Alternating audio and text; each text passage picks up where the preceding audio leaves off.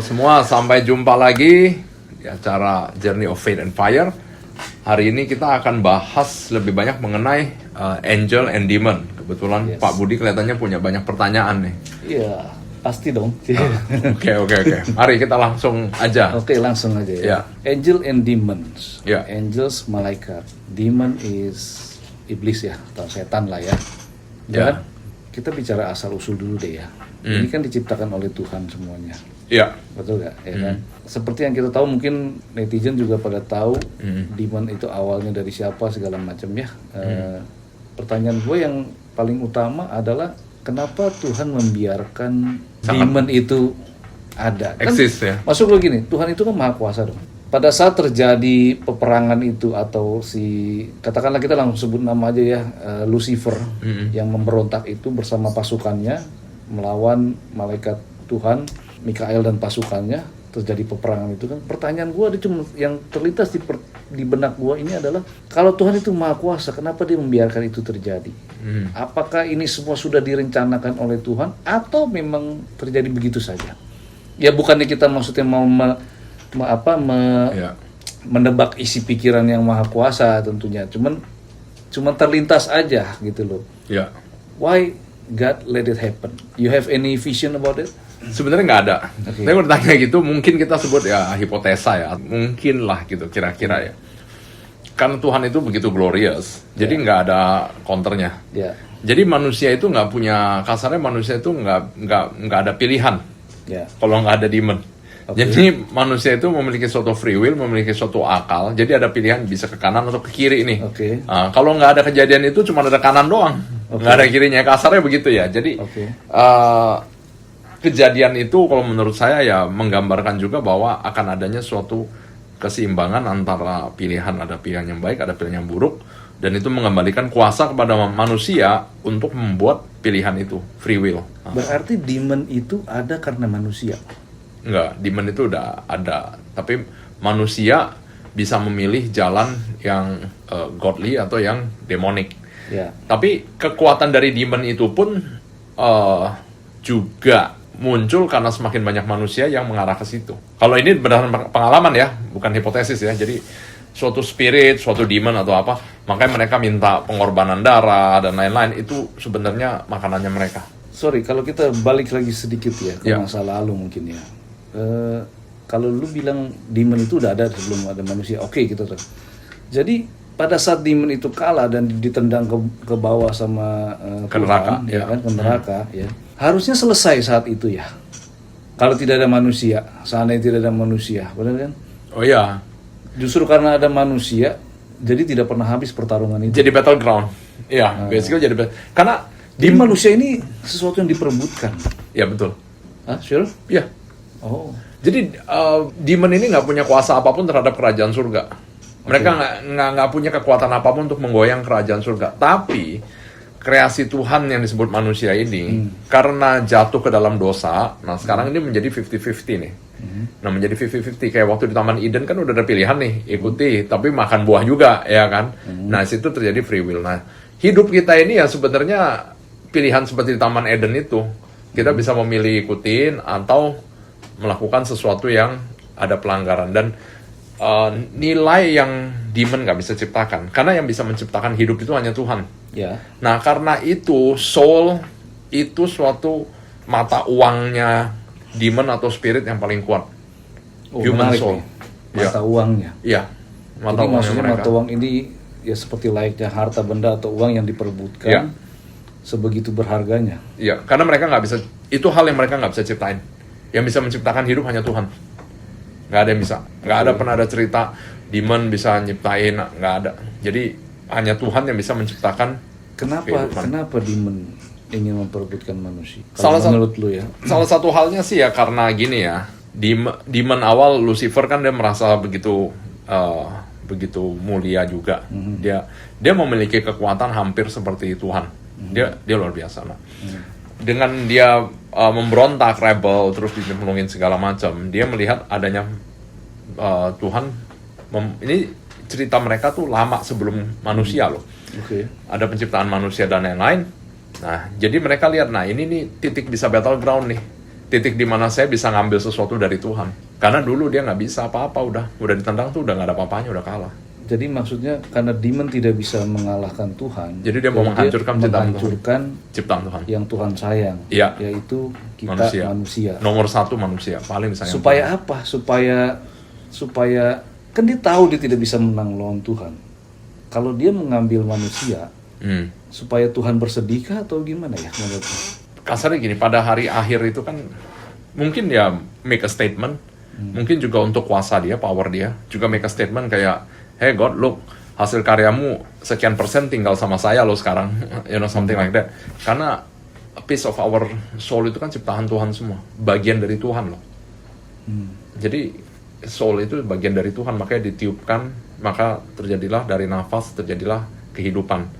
Nah itu bagian dari Tuhan sebenarnya. Basically dia kayak nyolong-nyolong gitu, biar nggak semuanya balik ke surga ke Tuhan lagi. Agak sedikit jump, tapi mungkin agak relate ya. Mungkin nggak demon itu bisa berubah jadi baik?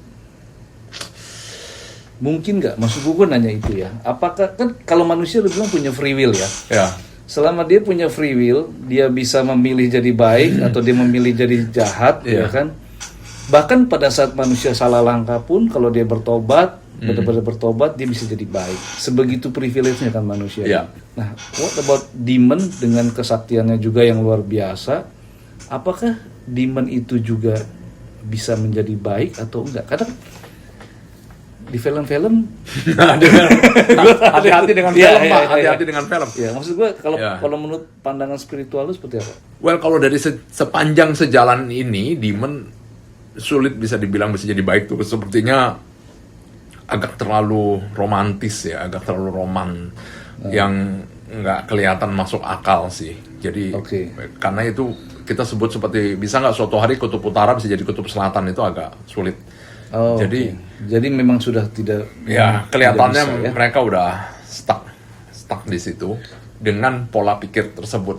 Karena condemnation di saat itu kan luar biasa, waktu dia di cast out dari heaven untuk masuk ke neraka itu, memang kelihatannya itu kutukan yang sangat berat yang sepertinya nggak bisa ditarik kembali begitu aja. Demon itu punya free will nggak? Kalau dia dari yang loyal terus dia bisa memberontak sih kelihatannya punya ya. Jadi dia berubah tengah jalan kan, kayaknya dia punya deh. Kalau dia punya berarti pada saat dia di cast out ke neraka, free will itu dihilangkan. Kan dia bilang dia nggak mungkin balik lagi ya, kelihatannya nggak mungkin karena gini, kemungkinan karena dia waktu di cast out itu kutuknya sudah nggak bisa dibuka lagi. Walaupun dia punya free will dan let's say dia mau bertobat pun, I don't think itu bisa ketolong sih. Karena dia bertobat dengan bayaran apa? Kalau pertobatan kita dengan bayaran darah Kristus, pertobatan kita itu semua bisa terjadi dengan darah Kristus. Nanti cerita spesifik gitu ya. Ya.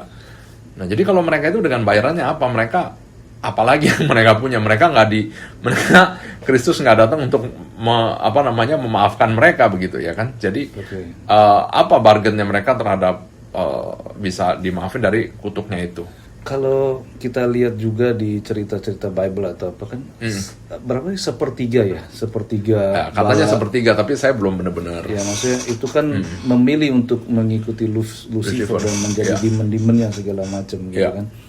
Nah sedangkan malaikat yang di pihak surga ini kan masih lebih banyak tentunya daripada yang di demon ini kan, ya kan.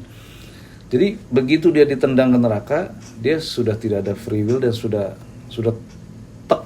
Ya, memang dia karakternya begitu ya, merusak manusia dari dalam. Ya, Jadi kalau kita dengar cerita-cerita ya, kayak misalnya kita dengar cerita-cerita, wah ada demon datang bunuh orang apa, itu semuanya khayalan. The real demon, dia itu akan membuat sesuatu yang membuat manusia saling membunuh. Mereka suka banget melakukan hal-hal yang seperti itu. Jadi kelihatannya tangan mereka nggak berdarah, tapi sebenarnya mereka di belakang semua pembunuhan itu gitu loh, di belakang semua kejahatan itu. Tapi mereka kelihatan bersih. Itu cara kerjanya demon yang pada umumnya. Jadi mereka mempergunakan manusia untuk saling merusak. Mereka membuat sistemnya untuk supaya manusia saling merusak. Itu kerja demon. Demon ini kan jauh melampaui pemikiran manusia dong ya. Apakah demon ini bisa melihat masa depan? Nggak bisa. Demon punya kekurangan di situ. Makanya kalau dilihat dari zaman dulu, demon itu selalu mainnya catch up. Dia sering ada hint. Kayak Musa akan dilahirkan, maka karena itu semua anak laki dibunuh. Yesus akan dilahirkan, maka di saat itu, kalau nggak salah Raja Herodes ya, juga membunuh putra laki-laki. Tapi dia nggak tahu persis siapa dan apa yang akan dilakukan. Waktu Yesus di kayu salib, sebenarnya demon tuh udah bersorak-sorai. Habis kalian punya Mesaya. Mereka nggak tahu penyaliban itu adalah kemenangan terhebatnya. Mereka masih kalah main caturnya sama Tuhan selalu. Karena mereka nggak tahu masa depan. Mereka nggak bisa lihat masa depan. Tapi mereka punya hint. But never specific. Makanya demon kuasanya hampir, tapi nggak segitu. Tadi tentang demon. Sekarang gue mau nanya tentang malaikat. Ya kan? Apakah malaikat seharusnya sebenarnya bisa menghabisi demon sampai selama-lamanya? Ya kan? Atau memang sengaja Tuhan tidak memerintahkan malaikat untuk melakukan hal itu, atau memang cara kerja malaikat seperti itu, bukan intelijen tapi counter teroris istilahnya. Begitu ada masalah baru turun atau gimana, ya kan? Ini gue melihatnya adalah kayaknya lebih banyak demon menghasut manusia daripada angel mengajarin manusia gitu ya. Benar nggak? Ya. Memang gini, pertanyaan pertama ya, gimana angel bisa nggak menghancurkan demon? Tapi dari pengalaman selama ini ya, kelihatannya demon itu bisa diusir, tapi nggak bisa dihancurin begitu aja. Hanya bisa diusir, dibuang, tapi mereka nggak musnah. Walaupun dalam kejadian exorcism yang kadang-kadang terjadi itu ada spirit-spirit kecil itu yang musnah. Ada kejadian spirit kecil itu musnah. Saya nggak tahu persisnya itu apa. Musnah, gitu ya? Benar-benar musnah jadi abu. Tapi yang kita sebut demon, contohnya kayak di Bible ya, itu ada yang masuk yang disebut orang gila, dia minta dibuang ke babi, terus babinya bunuh diri semua. Nah itu, legend itu masih ada sampai sekarang. Legend itu yang kecil-kecil apa yang gede-gede? Oh, legend itu 1000 prajurit demonik. Jadi 1000 prajurit demonik. Mereka itu ribut banget. Oh gede, itu kuat. Mereka itu kayak 1000 tapi jadi satu gitu loh. We are Legion, tapi mereka kayak satu pasukan Legion gitu. Itu memang cukup kacau. Nah itu ketemu Yesus, dia langsung merasa api surgawi yang begitu kuat. Mereka langsung terbakar dan minta kita dipindahin ke babi aja. Tapi bayangin Yesus jalan ke sana, dia nggak langsung sirna jadi abu dan hilang selamanya, enggak. Jadi demon-demon ini somewhat mereka nggak bisa dihancurin begitu aja. Dan sering memang kejadian yang kita hanya basically seperti kuasa hukum, bahwa si A, manusia A, ini anggapan kayak plot tanah ya. Si A ini plot tanah ini sertifikatnya siapa yang pegang? Tuhan kah? Atau setan kah? Atau nggak ada yang pegang, kanan kiri kosong nih, yang pegang dia doang. Ini kita nggak tahu. Nah kalau misalnya plot tanah ini dibilang dikuasain sama si setan, kita akan mengambil legal bahwa let's say orang ini udah bertobat, dia udah dibaptis, let's say dia udah menerima dengan mulutnya menyatakan dia menerima darah Kristus. Nah maka plot tanah ini bisa capnya diganti nih, pindah tangan. Jadi setan nggak lagi berkuasa terhadap jiwa itu. Basically perang eksorsis itu begitu. Kayak kita berantem memperebutkan tanah, tapi itu jiwa manusia. Dan demonnya itu nggak hancur gitu aja. Jadi kalau gitu demon ini bisa bertindak duluan, tapi kalau malaikat atas perintah. Very good question. Malaikat itu nggak bisa kita suruh-suruh. Kita itu melakukan suatu permintaan melalui Tuhan. Tuhan yang mengirim mereka untuk bantu. Jadi hubungan kita dengan Tuhan, makanya ini kuncinya. Nah malaikat ini akan diutus sesuai dengan kebutuhannya. Kita nggak bisa kayak malaikat tolong nih ada ini. Kecuali malaikat yang udah di-assign. Nah itu bisa, you misalnya di-assign. Si A udah di-assign ke you, let's say begitu. You bisa direct komunikasi sama dia.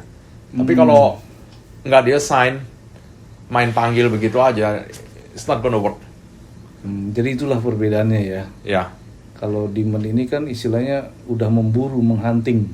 Ya. Ya dong. Dia lihat nih mana jiwa-jiwa yang bisa gua masukin dan bisa gua ini ya. Betul. Bahkan terutama kalau gitu, mohon maaf nih ya, para pemimpin-pemimpin dunia gitu ya. Kalau misalnya kita ngomong Hitler deh, ya kan, yang membantai begitu banyak nyawa dan sebagainya, berarti dia demon itu menyasar dia untuk melakukan genosida itu. Ya. Is that right? Makanya waktu ada satu film dulu saya nonton, Wonder Woman, interesting ya. Di film Wonder Woman, dia kan ada satu orang, terus dia bilang dia satu itu memberikan inspirasi ke si A untuk menciptakan gas saraf, dia menginspirasikan siapa untuk bisa bikin apa. Seringkali kalau di mata manusia, yang lakuin manusia semua, manusia saling membunuh manusia. Tapi di belakang itu, kenapa sih orang bisa Statement yang melakukan tadi hal? lu bilang itu Iya, ya. sampai kok orang tega melakukan hal sampai separah itu. Nggak habis pikir ya. Iya, manusia kita lahir ya. Iya. Kadang-kadang kita pegang ikan mati, gitu aja kita sedih. Sekarang Itu ribuan orang mati itu begitu. yang pure ya, Ya, pure soul pure, kita pure ya. soul. Manusia itu seputih itu gitu kan. Aslinya begitu, iya. Kenapa, gimana caranya bisa dibikin sampai kayak membunuh sekian ribu orang, terus keluar makan malam kayak biasa-biasa aja. Padahal itu habis ngebunuh ribuan orang. Nah, itu kan hal yang sangat jauh dari kemanusiaan yang awalnya diciptakan. Seharusnya manusia gitu ya, yang Tuhan inginkan gitu. Something happen di situ. Jadi ada sesuatu yang disebut kayak kuasa gelap ya, di mana manusia merasa begitu. Dan di saat itu mereka lakukan, mereka pikir itu benar-benar aja. Waktu mereka melakukan itu, mereka pikir benar-benar. Karena kalau dia nggak merasa itu benar, nggak akan dia bisa melakukan dan masih bisa tidur malam gitu loh. Sebenarnya gue tuh pengen membedah lagi masalah, contoh ya kayak masalah kita ngomong masalah Nazi, Hitler gitu ya. Pada saat si demon ini bisa menghasut Hitler untuk melakukan uji coba dan pembunuhan masalah begitu ya. Maksud gue pada saat itu kan juga banyak rakyat yang memohon kepada Tuhan agar perang ini selesai atau mungkin Hitler mati atau apa gitu ya. Tapi kenapa harus sampai ribuan nyawa dulu melayang, bahkan jutaan melayang? Kan manusia pada saat itu juga pasti ada di sisi lain bahwa memohon kepada Tuhan supaya perang ini selesai, atau Tuhan menyelesaikan, memerintahkan malaikat untuk menyelesaikan perang ini, walaupun apakah itu melalui tangan-tangan sekutu yang menghancurkan Nazi juga mungkin ya kan? Iya pasti. Ya. Seperti itu kan. Makanya ada contohnya salah satu karakter namanya General Patton ya, George Patton. Ya. Orang itu kusuk berdoa. Ya. Tapi kelakuannya ya kayak cowboy, dan dia itu memang jago sekali perangnya. Dengan tank Amerika yang inferior banget dibanding Jerman, mereka hebat banget, mereka bisa ngelawan Jerman. So we have champion from both sides.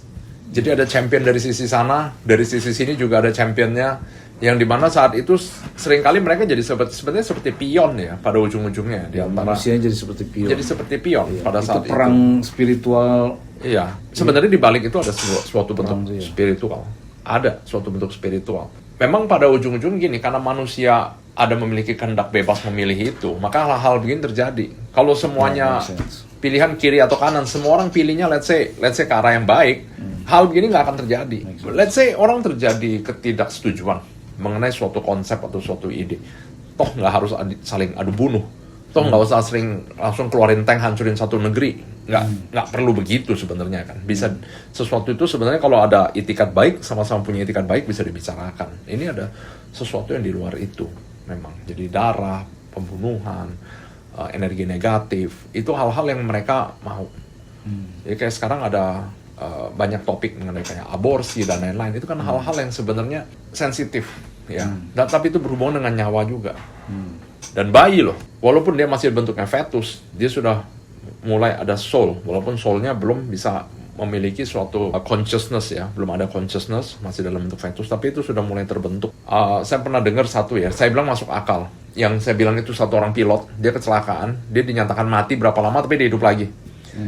Dia lihat ada angel di depan dia, buka buku, di situ ada tanggal. Dia bilang ini bukan ulang tahun saya, tapi dekat.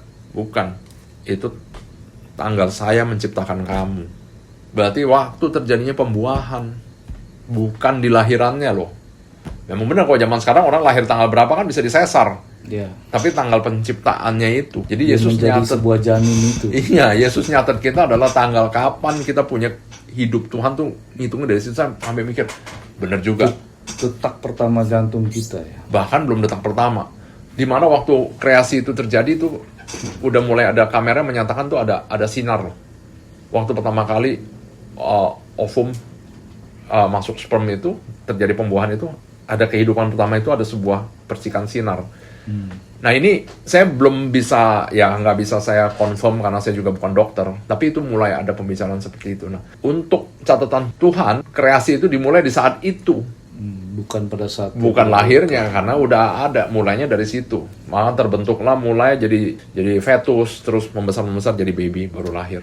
I mean ini kan sesuatu yang mendalam ya, sesuatu yang mendalam. Sangat mendalam. Kreasi Tuhan itu mulai dari sana, dan menurut saya itu make sense. Kenapa? Karena selama pembicaraan komunikasi dengan yang kuasa itu, seringkali poin yang ditunjuk adalah sesuatu yang jauh banget dari asumsi kita. Poin tuh kita pikir, oh ini harusnya begini ya kan tanggal lahir. Ini ternyata, oh enggak, itu bukan tanggal kamu, ini adalah tanggal kamu diciptakan. Oke, yang menciptakan mengatakan, kita hanya delivery kan, tanggal lahir. Yang dimana tanggal lahir itu bisa dimodifikasi. Orang bilang, saya mau tanggal bagus, ya Caesar dari tanggal bagus. Beda sama tanggal penciptaan. Iya, betul. Sedikit gue mau bertanya mengenai tadi, balik lagi ke bukan masalah, momen pada saat Tuhan datang ke dunia. Yang kedua kali. Yesus pertama, oke. Menghapuskan dosa manusia dengan disalib. Ya kan? Di situ momen, kalau nggak salah you sempat bilang waktu itu di podcast kemarin, kalau nggak salah di situ momen pertukaran manusia dengan Tuhan dengan manusia.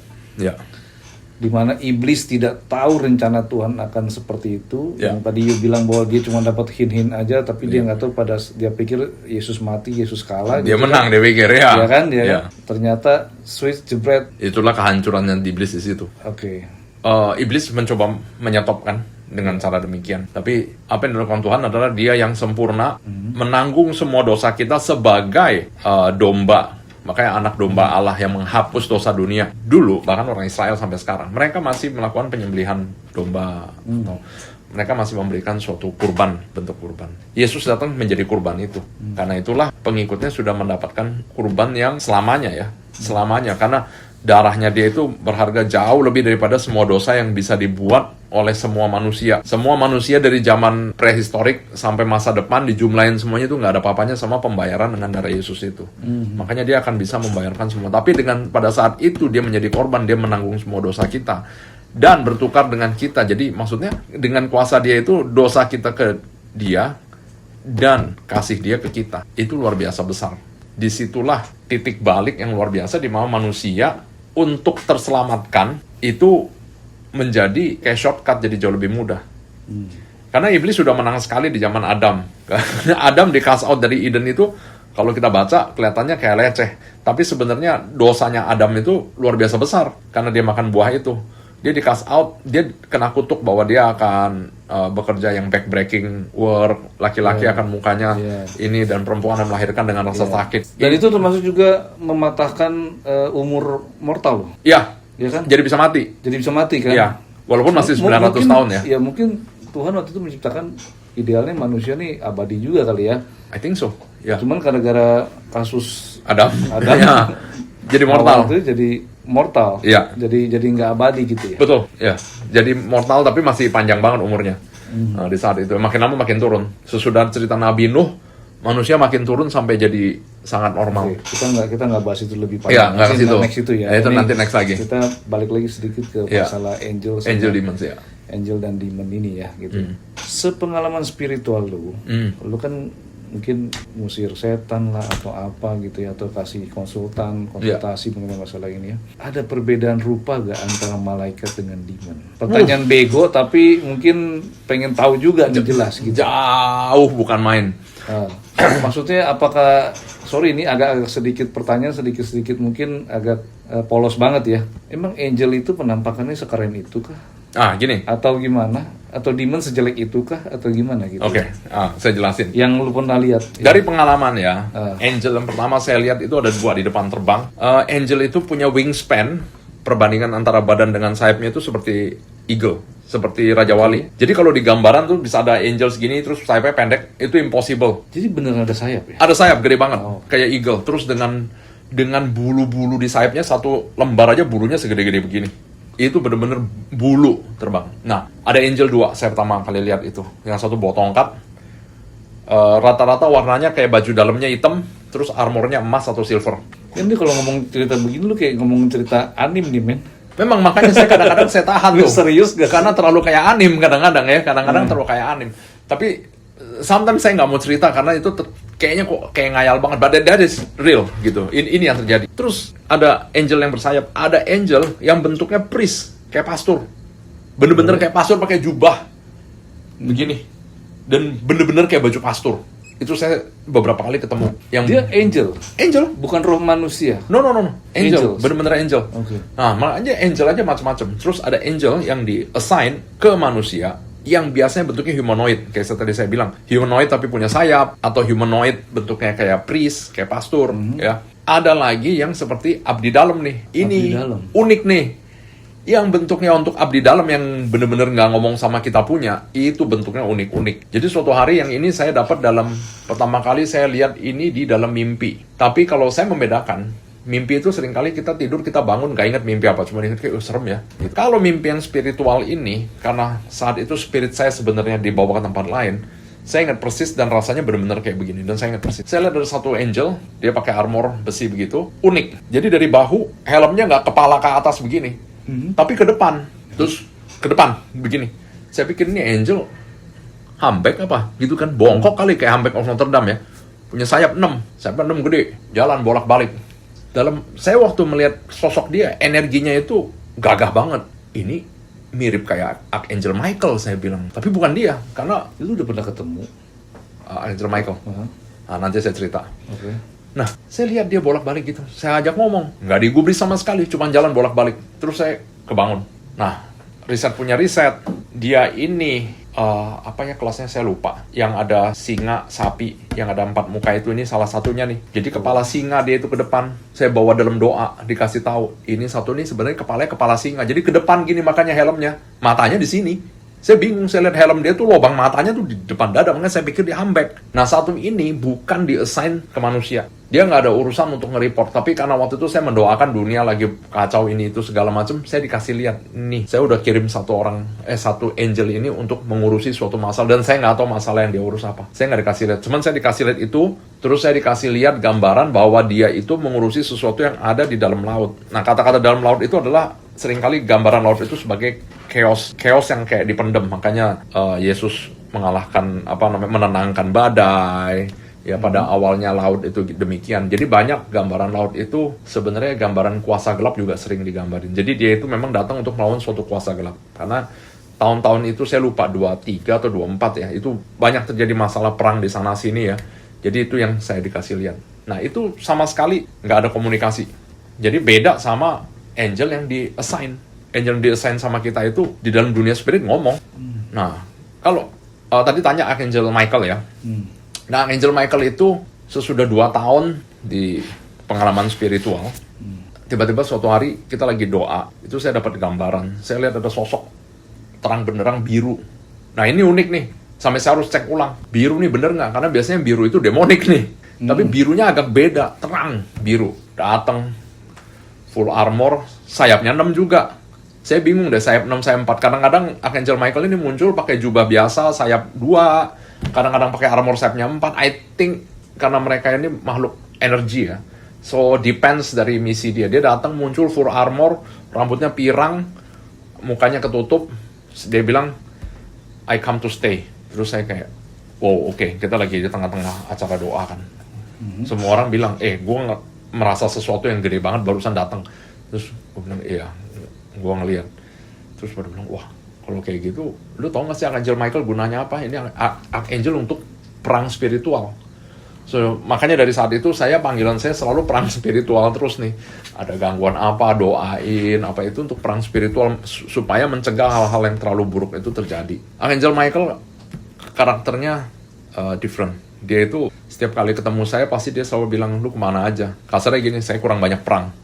Saya kurang peka untuk melihat adanya suatu masalah yang harus dibawa. Males lu gitu ya? Ya, lu pemalas banget, jarang-jarang pergi ke gym lu ya gitu kan, kasarnya begitu, jarang olahraga. Ya kira-kira kayak gitu. Jadi dia itu cowok banget, tapi di satu sisi dia kayak seorang abang yang sangat kuat lah. Archangel Michael itu karakternya lebih mirip situ, kayak seorang abang yang amazing banget. Dia tuh kalau Yesus itu King of Kings, kalau Archangel Michael itu kayak Man of Man gitu. Dia tuh laki banget. Nah, tapi dia energinya beda. Kalau Yesus itu ngomong tenang, tapi lautan aja tenang gitu, nggak usah teriak-teriak. Kalau Archangel Michael tuh lain. Dia datang, dia teriak, dia bersinar, dia pokoknya pas datang ganteng banget deh gitu. Jadi it's kayak glory ya. Ya glory kayak. Makanya waktu diceritain mamanya Samson waktu dia ketemu angel, kalau nggak salah ketemu angel Gabriel, dia kan dibilang di situ. And she met an angel and it's very awesome lagi ya kan, udah very awesome. Memang beda. Angel itu they don't look like us kayak apa ya, kayak perfect banget. Tadi angel ya. Ya. Panjang lebar nih angel. Iya. Ya, rupanya, bentuknya, fungsi, tugas dan sebagainya. Sekarang demon. Demon what they looks like is serem kah? Nah. Atau gelap kah? Atau gimana gitu ya? Lucu. Jadi demon ini juga mereka kayak angel yang mutated ya. So they mutate really far dari bentuk aslinya. Gue akan mulai dari yang mulai leceh sampai yang paling seru yang gue pernah ketemu. Ya. Iya. Yang paling leceh itu gue ketemu bentuknya anjing hitam. Bener-bener anjing hitam, literally anjing hitam. Dan waktu kita cek di Google ternyata itu mengenai kesombongan pribadi, false pride, hal-hal kayak gitu. Jadi kita lagi berdoa terus saya bilang ada anjing hitam keluar. Terus kita bener-bener ngeliat tuh ada anjing hitam. Itu mungkin yang paling transform dia. culun. Dia keluar dari badan orang itu bentuknya anjing hitam. Itu sebenarnya lebih kayak ke simbolik. Kebetulan saya ngeliat bentuknya gitu ya. Jadi ada catatan-catatan ya tertentu, saya cross check dan masuk akal. Memang teman saya itu kadang-kadang suka nyombongin hal-hal yang enggak. Okay. Jadi kita semua bingung, waktu anjing itu keluar, memang berubah, tapi kita nggak cerita ke dia. Nanti kita nggak enak kan, oh lu mah itu bikin lu jadi sombong apa? Enggak, kita nggak cerita, tapi memang beneran kita lihat, karakter sesuai, kita cross check sama Google anjing hitam ini apa sih kalau di dunia spirit. Nah, jadi ketemu anjing hitam, terus ada satu yang kayak E.T., lucu. Saya buka lemari, di dalam lemari saya ada E.T. loncat ke saya. Hah? E.T. alien gitu, bentuknya kayak gitu. Ya loncat ke saya, blok gini, terus ini kepala nih sampai punggung dingin semua. Kayak gemeter gini, semua bulu kuduk berdiri semua setengah ke belakang.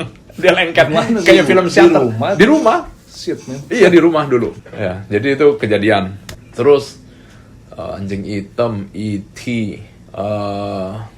Yang agak gawat ada beberapa itu yang dia kayak kutukan gitu ya.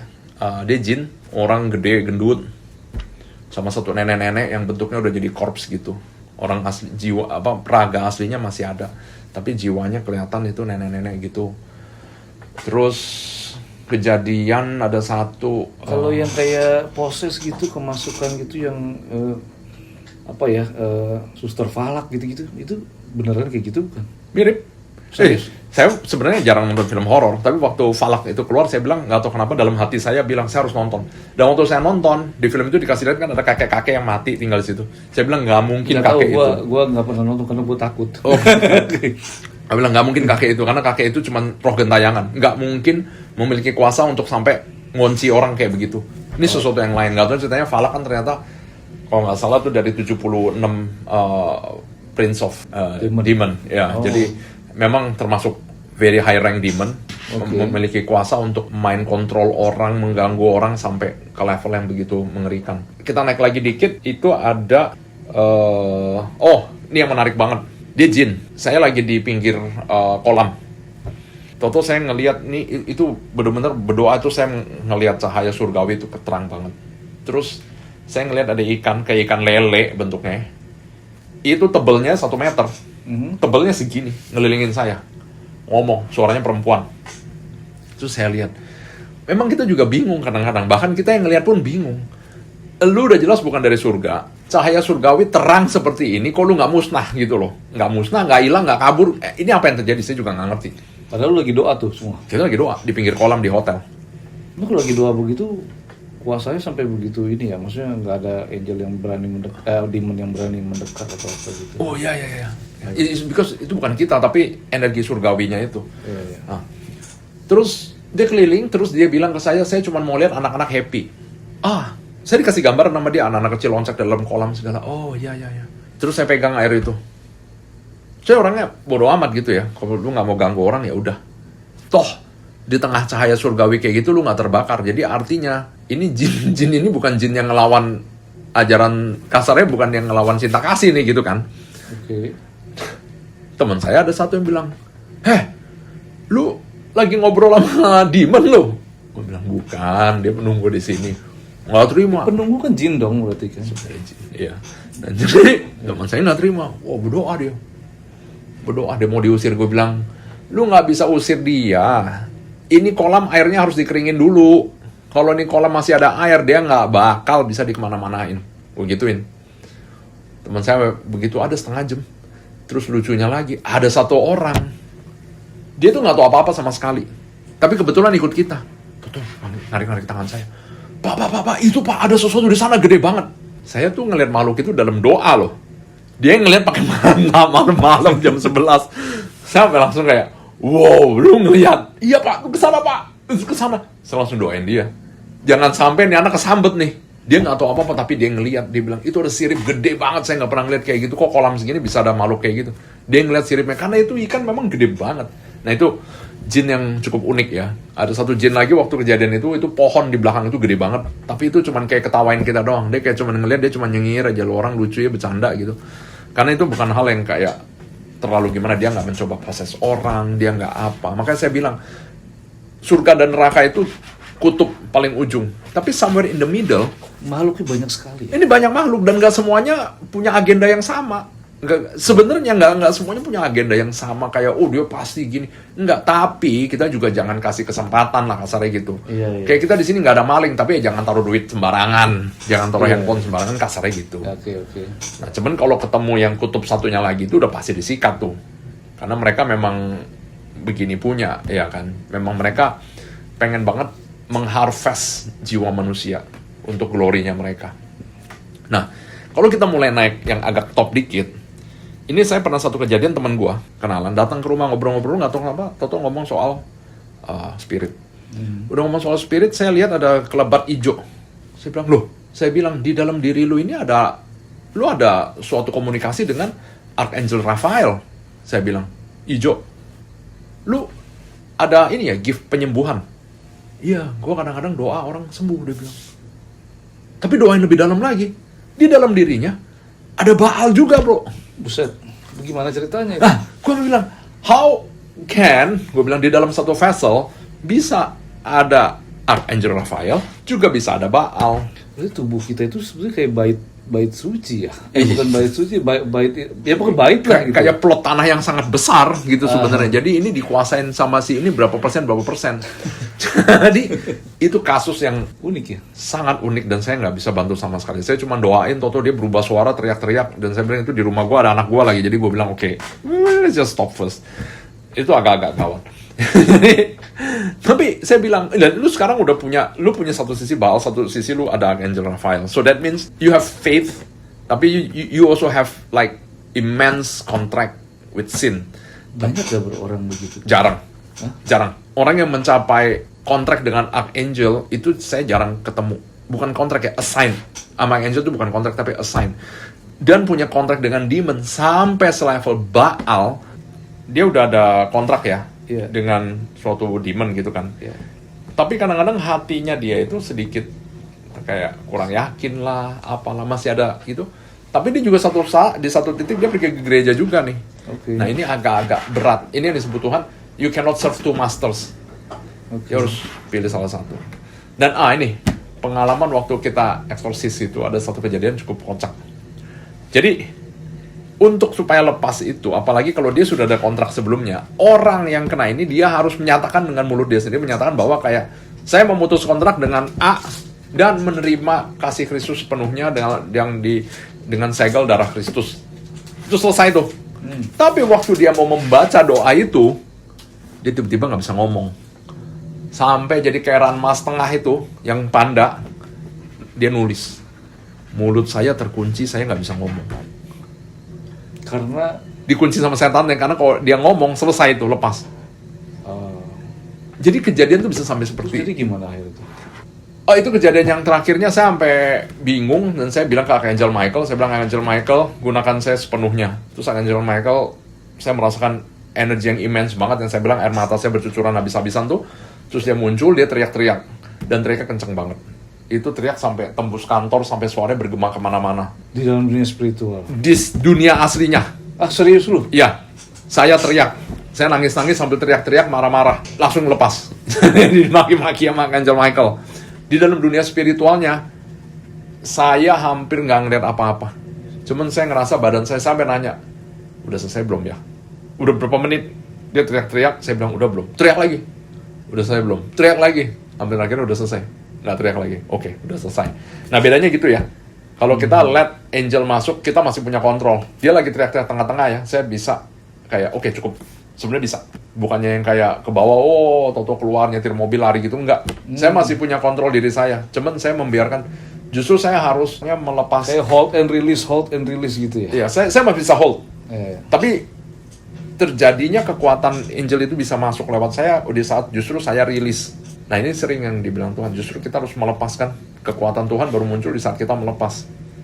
Jadi seringkali kita memegang terlalu parah, kita berusaha dan kita megang sampai jadi tegang, sampai justru kuasa Tuhan nggak bisa bekerja. Iya, malah sebaliknya yang Malah sebaliknya, iya. Jadi itu kondisi. Nah, kalau kita ngomong lagi yang lebih dahsyat sesudah Baal, nah saya ngeliat Lucifer 2 kali. Iya, 1 kali bentuknya kepala kambing gitu. Kepala kambing, mukanya smirking yang kayak licik kayak banget. yang gereja-gereja satanik gitu ya, yang Rada mirip tapi lebih ganteng dari itu sih.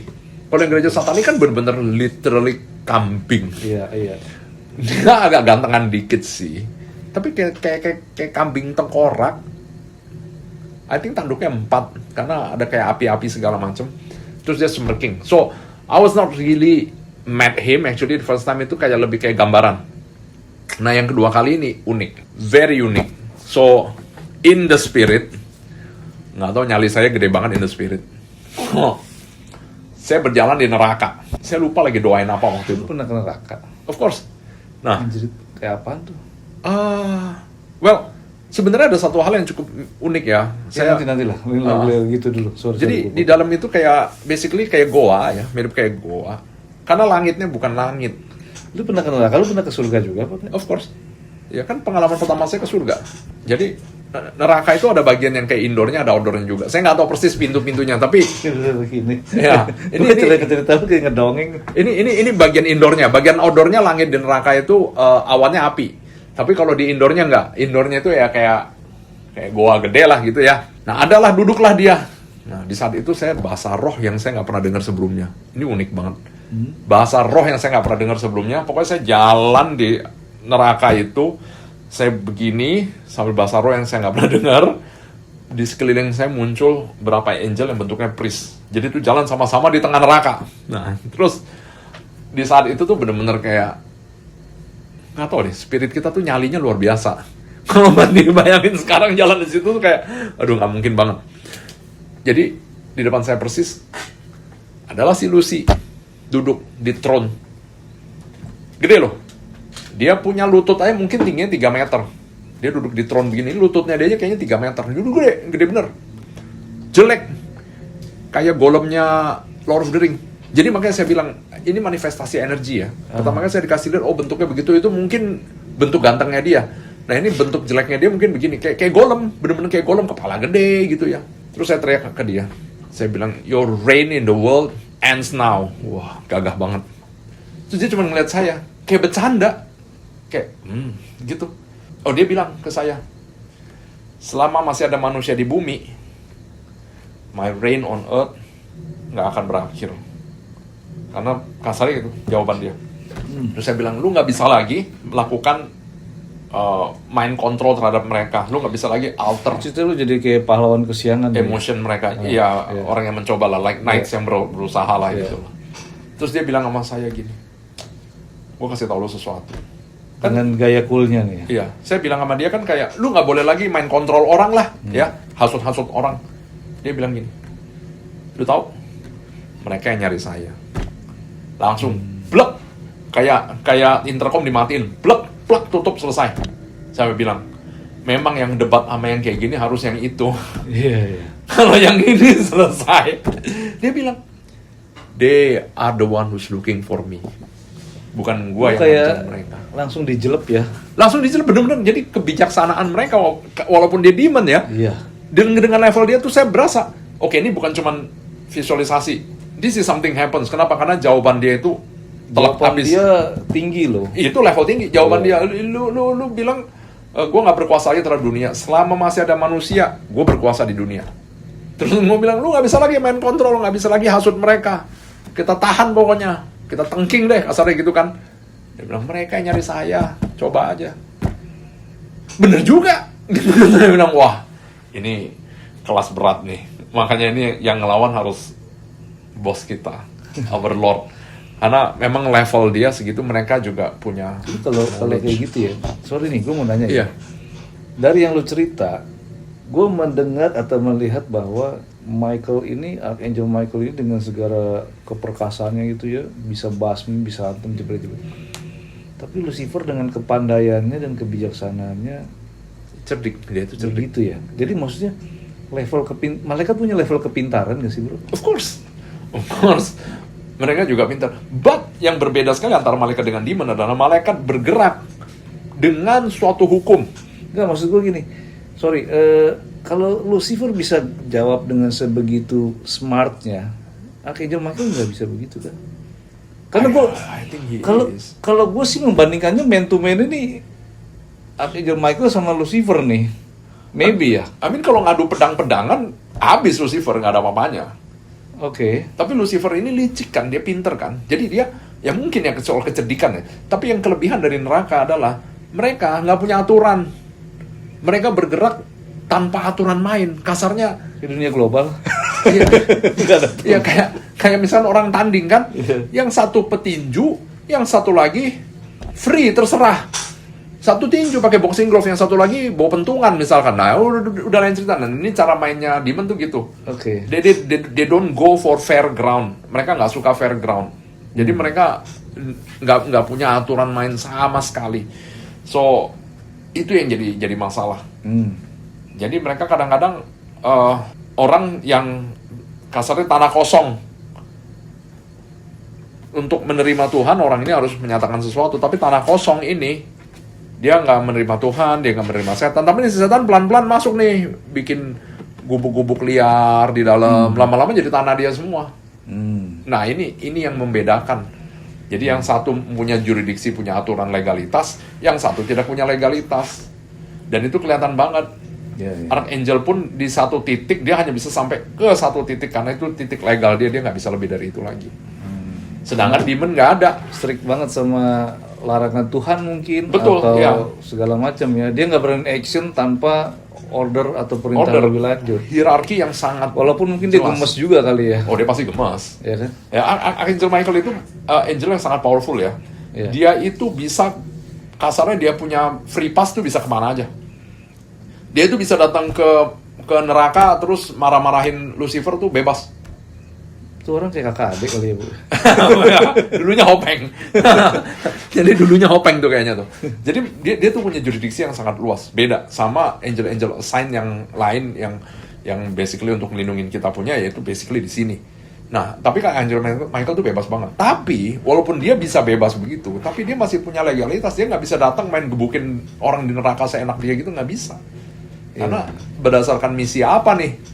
Sekedar gebukin orang di seberang gitu, nggak begitu cara mainnya. Jadi the real battlefield itu di bumi, di jiwa manusia. Itu the real battlefield antara angels and demons. Menarik. Gini kita bener-bener kayak apa ya? Oke, surga is neraka. Lu bisa saling kesono, tapi lu nggak bisa ikut campur. Iya. Ya mungkin neraka nggak bisa ke surga ya. Kalau surga paling bisa ke neraka, ya kan. Cuman lu bisa bermain, berpolitik, berdrama di bumi atau di dunia. Di ranah kita. Di hati manusia sebenarnya. Nah inilah the real, ya? Yes, that's the real battle. Dengan sekian billion manusia, dengan kehendak bebas masing-masing, dengan kemauan, dengan semua pancingan. Bro, ini bisa panjang banget bro. Iya betul ya. Ini nggak habis. Oke, gue masih ada punya satu pertanyaan terakhir dan conclusion, tapi Michael, my manager, you said that you have questions. Oh iya, ada pertanyaan terakhir mungkin. Pertanyaan aku tuh, kan we know God is omnipresent. Ya. He is everywhere at the same time. Kalau misalnya demon sama angel tuh, are they omnipresent? Ya, ini level dari demonnya juga. Omnipresent maksudnya apa? Omnipresent itu bisa berada di suatu tempat di waktu yang sama. Oke. Jadi angel, a certain angel kayak level-levelnya Archangel Michael segala itu omnipresent juga. Tapi nggak travel waktu. Archangel Michael itu omnipresent tapi nggak travel waktu. Tuhan tuh travel waktu. Tuhan itu akan melihat waktu seperti kayak masa depan, masa lalu, maunya di mana gitu. Itu bisa. Tapi kalau angel nggak. Angel tuh present. Tapi dia bisa let's say orang-orang yang spiritual warfare, ada mungkin sekian ribu orang. Dia bisa ke present dan ke past. Enggak, dia bisa, misalkan ada 10 orang yang di-assign Archangel Michael, dan 10-10-nya lagi berdoa dan bertempur di tempat yang berbeda, dia akan ada di 10 tempat itu, di saat yang bersamaan. Nah, itu dia omnipresent. Nah, tapi dia nggak tembus waktu. Oke. Nah, sedangkan God tembus waktu. Even Tapi dia mengalami semua dari pertama kali bumi diciptakan gitu ya. Iya. Maksudnya dia melalui waktu itu, tapi dia nggak bisa balik ke masa lalu atau dia lompat ke masa nggak bisa. depan. Nggak bisa. Dan dia bisa berada di waktu yang sama di beberapa tempat sekaligus. Oke. Tapi itu harus yang high level. Nggak semuanya omni begitu. Demikian juga demon. Sama. Oh. Iya. I mean, Lucifer bisa bisikin kata-kata buruk ke 1 juta orang sekaligus. Iya. Dia Lucifer termasuk yang paling tinggi ya dulu. Iya, ya. he was higher than Archangel Michael. Higher? Iya. Oh, iya? Di masa jayanya, heyday-nya dia itu, Iya. dia tuh kayak right hand man. Si Archangel Michael tuh kayak left hand man lah. Almost the same, tapi yang bener-bener pegangan tuh Lucy. So, dia yang memberontak. Jadi, nah, ada hal yang menarik ya, kita ngomong sedikit di luar spiritual ya. Saya pernah cerita hal ini. Kita udah mulai membuat man-made God yang juga omnipresent. Salah satunya apa? AI. Nah itu baru gue mau nanya pertanyaan terakhir, tapi lu udah ngomong ya sudah. Tadi ada hubungan, karena ini kan bisa menjawab semua hal saat ini. Ya, almost everything ya. Almost everything Ya. gitu kan. Kalau kita dulu mungkin bacanya Wikipedia apa segala macam, ini AI menggambarkan, dia bisa menerangkan, dia bisa menyarankan, dan dia bisa apa ya? Bisa menyimpulkan juga. Iya. Which is that almost like God creation It's man-made God. atau like a master Iya. gitu loh. Bener-bener. Nah, pertanyaan gua adalah, nanti lu bisa jawab juga dengan keterangan AI yang lu maksud. Pertanyaan gua adalah, kita tahu lah, semakin teknologi maju, human juga mengikuti perkembangan zaman. Iya. Ya dong. What about the angels? Seberapa dia bisa memprotek kita? Kan tapi udah dijawab juga karena dia based on a sign kan. Iya. Ya kan. Oke. Gimana ya untuk maksud gue gini loh, kita nggak bisa membendung AI. AI ini kan pasti akan update terus kan, gitu loh. Ini sebetulnya manusia yang bisa ini kan AI buatan manusia sebetulnya. Iya. Kan? Ini manusia yang menciptakan AI ini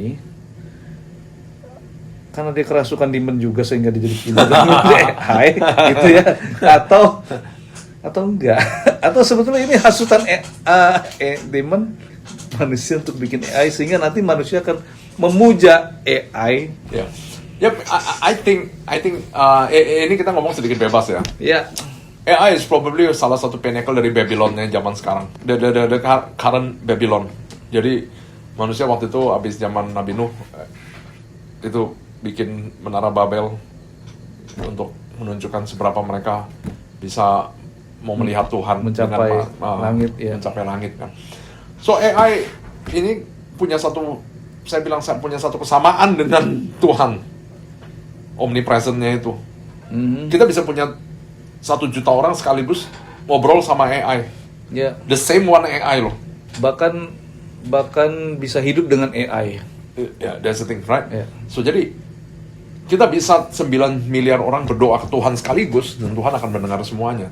Saya nggak tahu kekuatan server internetnya bisa nggak 9 miliar semuanya nanya sama AI, dia bisa jawab nggak atau saya nggak tahu. Tapi Pak, itu jutaan orang setiap saat ngomong sama AI itu. So the presence dari AI itu, dia menjawab sekian juta pertanyaan sekaligus, itu menunjukkan ke omnipresentan dia. Dan kayak you bilang tadi, dia bisa mengambil kesimpulan, dia bukan cuma data center. So balik lagi ke wisdomnya kita. So menurut saya, mengenai AI ini adalah sesuatu yang kita harus careful. Saya bukan orang yang anti AI, bahkan saya banyak pakai AI. But of course use it wisely. Use it wisely, karena dia bisa summarize dengan cepat, dia bisa apa semua segala macam. But by the end of the day, banyak hal yang kalau you want true wisdom, banyak bawa dalam doa, read in the Bible, ya kan? Kalau kita semuanya dengerin dari AI itu adalah mengenai suatu data-data yang dia dapat dan dia melihat kita seperti apa, dia akan membuat suatu kesimpulan. But God has His own schedule, dia punya agenda terhadap hidup setiap orang. Jadi lebih baik orang itu it's okay to use AI, gua nggak mengharamkan AI, but lebih baik untuk dalam kesunyian dia mendengarkan suara Tuhan. Seperti Nabi Elia waktu dia nungguin kehadiran Tuhan, datang gempa, datang api, datang segala macam. Tapi akhirnya Tuhan itu muncul dalam apa? Angin yang sepoi-sepoi. So suara Tuhan itu lembut. So kalau kita nggak tenang, kita nggak peaceful, kita akan susah. So basically itu ya jawabannya ya. Perangnya pada akhirnya adalah you can use AI but use it wisely.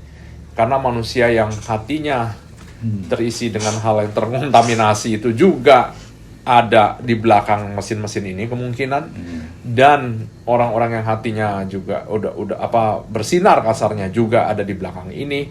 Tapi kita yang pemakainya harus punya wisdom. Jadi begitu kita lihat kok ini jawabannya kayaknya agak melenceng nih, karena kita punya anchor, kita punya pasak, dan kita punya free will untuk memutuskan. Kita punya free will untuk memutuskan, dan kita punya pasak moral bahwa ini pasak moral saya. Kalau tiba-tiba disuruhnya, oh kamu ngelakuin ini, tapi itu jauh banget dari pasak moral saya. Iya kan, kayak saya mau bisnis yang cepat, oh kamu bikin OnlyFans saja. Ya nggak gitu juga sih, iya kan. Nah, terlalu jauh dari pasak moral. Nah ini kita harus tahu dengan wisdom. Wow, gila. Guys, ini panjang sekali kita bahasannya. Menarik sekali kalau bahas angel and demon. Kita closing aja kali Pak ya. Thank you. Jadi dari hasil percakapan ini, dari hasil ngobrol kita kali ini, memang kalau kita bicara tentang angel dan demon ini, wujudnya ini bisa banyak macam. Ya. Bisa mengkontrol diri kita, bisa membisikkan ke kita, bisa macam-macam ya. Termasuk juga kita tadi dapat penjelasan yang jelas juga mengenai gimana sih cara kerja angel itu, ya kan? Gimana sih cara kerja si demonic ini, termasuk juga penampilannya, rupanya yang bisa dilihat dari dunia spiritual. Sampai tadi kita juga bahas terakhir mengenai musuh terbesar kita saat ini ya. Ini nggak tahu musuh, nggak tahu teman threat. Kemungkinan seperti AI ini ya, gitu loh. Tapi satu, manusia punya punya wisdom, punya moral, pasak moral ya. Kemudian akhirnya manusia juga punya free will untuk memutuskan. Betul. Wah, menarik sekali ya. Ini nggak tahu berapa episode bisa ya. Oh ya. Nanti kita dicek. Kita akan jalan. Thank you banget, bro. Ya. Thank you bro. Semoga kita menjadi lebih baik semuanya. Amin. Stay blessed. Thank you. See you. Bye. Bro, gue ada pertanyaan tadi sekilas lupa, tapi ini begitu juga menarik gitu ya. Ngomong-ngomong masalah angel and demon ini, pernah gak ada pertarungan yang sedemikian hebatnya antara angel dan demon ini sampai luar biasa sekali gitu, dan kisahnya tentang apa gitu? Oke. Pasti pertama yang terjadi di ini ya, di pemberontakan Lucifer pertama kali. Dan yang paling enggak yang saya ingat yang kedua kalinya adalah perebutan jasadnya Musa.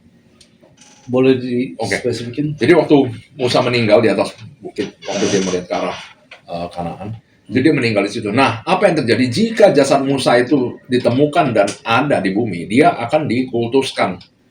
Jadi orang akan pergi menyembah jasadnya Musa ini nih. Dia akan dikultuskan. Maksudnya dikultuskan, dianggap seperti Tuhan. Yes. Oh. Dan itu yang setan mau. Setan mau menarik perhatian kita dari melihat Tuhan ke melihat sesuatu yang duniawi. Jadi kalau ada sesuatu yang bisa dikultuskan seperti kayak makamnya Musa atau apa, nah mereka kan berusaha begitu. Jadi biar orang lupakan Tuhan.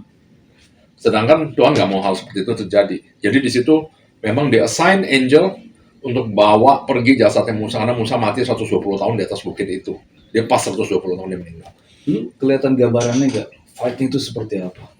Saya nggak persis ngelihat fight yang itu, but gambaran akan perang spiritual antara angel dengan demon, ya kalau mungkin saya bilang detailnya mungkin terlalu kayak anime ya. They actually really fight. But kalau kita bicara dalam bentuk pengertiannya adalah itu peperangan antara energi yang positif negatif seperti magnet saling mendorong, dan aura di sekelilingnya akan langsung berubah banget. You can feel it. This is war between some big amount of angels and amount of demon. Bukan hanya satu antara Mikael dan Lucifer saja. Enggak. Mereka bawa prajurit. Iya. Mereka punya prajurit. Jadi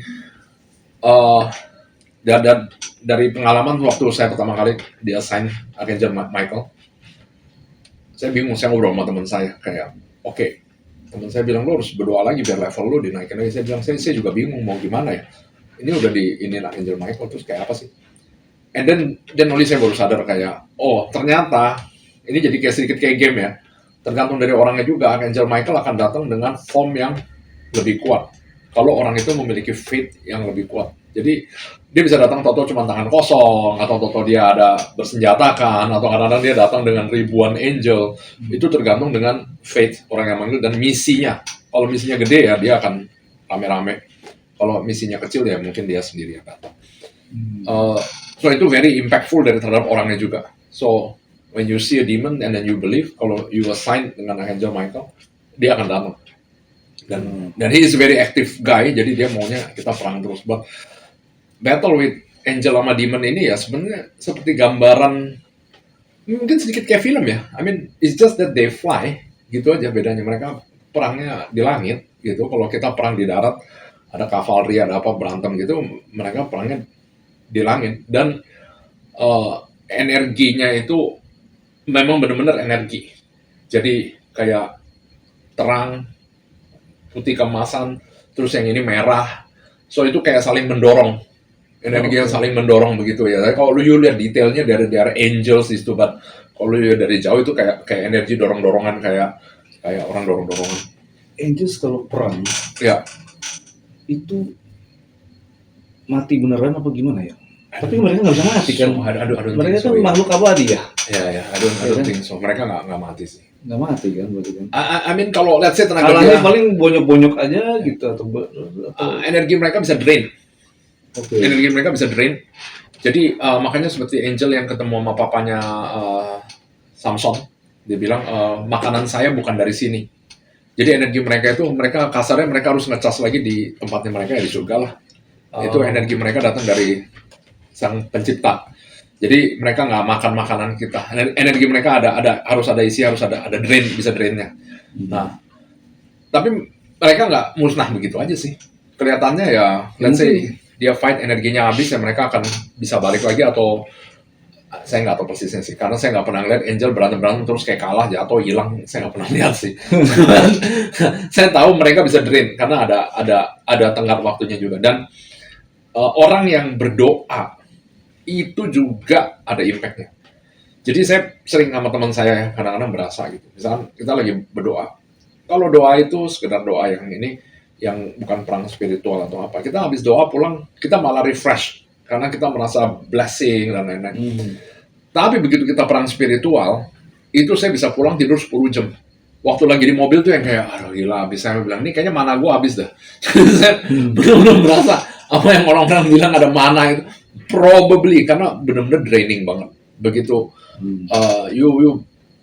ada, let's say, angel tertentu dan ini terjadi perang yang cukup lama, itu kadang-kadang kita kayak waktu itu eksorsis satu rumah, kita dari jam 8 sampai jam 11 malam keliling-keliling rumahnya, rame banget makhluk-makhluknya. Itu juga sekian jam kan. Jadi waktu kita balik tuh capeknya lain, bener-bener capeknya lain. Capek yang kayak apa ya, fisiknya sih mungkin masih oke, tapi kayak lelahnya bukan main, kayak pengen tidur. Nah itu kalau udah gitu tidurnya nyenyak banget tuh. Dan itu ada sesuatu energi yang kepake juga loh. Habis luar dalam lah ya. Habis luar dalam. Jadi itu memang beda. When you summon angels, actually it drains something out of you. So, sorry back to tadi ya. Yeah. The big battle is when the Moses. Dua itu ya. Yang pertama sama Moses body itu juga perang gede. Maybe another one when Doomsday. Oh, itu benar-benar. Can you see it from now? No. Saya dapat hint mengenai apa yang akan terjadi. I mean the relation with angel and demon ya. Tapi kalau in relation of angel and demons nanti perangnya kayak apa belum? Tapi kalau hint di buminya bakal meledaknya kayak apa, nanti bisa di next episode. Boleh. Okay, thank you bro. Thank you, ya.